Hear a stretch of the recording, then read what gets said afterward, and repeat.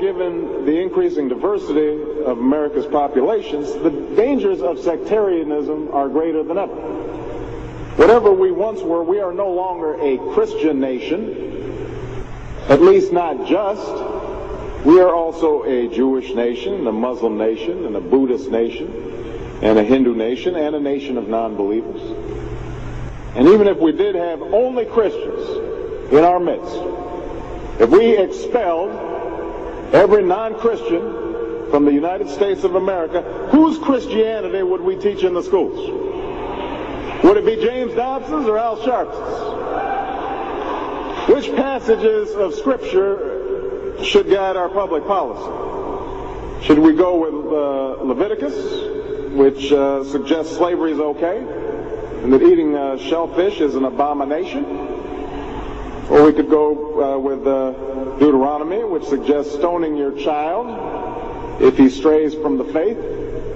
Or should we just stick to the Sermon on the Mount, a passage that is so radical that it's doubtful that our own Defense Department would survive its application? So before we get carried away, let's read our Bibles now. Folks haven't been reading their Bible. Which brings me to my second point.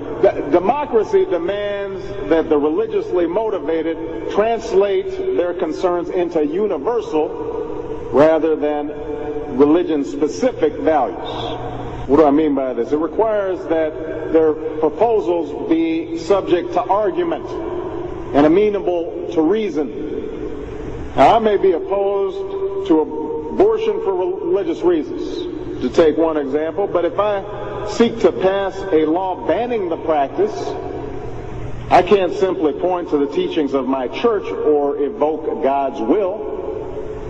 I have to explain why abortion violates some principle that is accessible to people of all faiths, including those with no faith at all. Now, this is going to be difficult for some who believe in the inerrancy of the Bible, as many evangelicals do. But in a pluralistic society, we have no choice.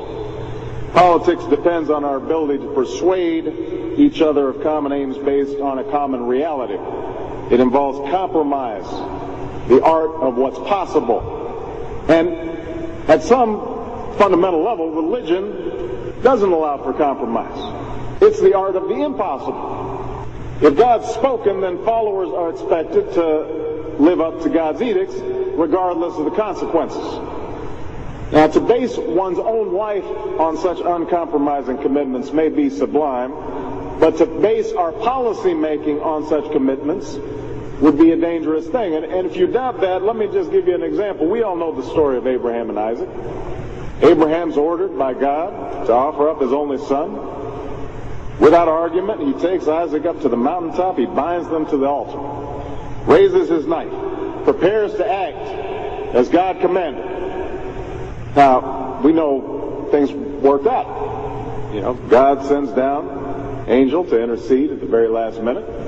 Abraham passes God's test of devotion. But it's fair to say that if any of us leaving this church saw Abraham on the roof of a building raising his knife, we would, at the very least, call the police and expect the Department of Children and Family Services to take Isaac away from Abraham. We would do so because we don't hear what Abraham hears. We don't see what Abraham sees. And so the best we can do is act in accordance with those things that we all see and that we all hear, be it common laws or basic reason. So we have some work to do here. But I am hopeful that we can bridge the gap that exists and overcome the prejudices that all of us to one degree or another bring to this debate. And I have faith that millions of believing Americans want that to happen. No matter how religious they may be or may not be, people are tired of seeing faith used as a tool of attack.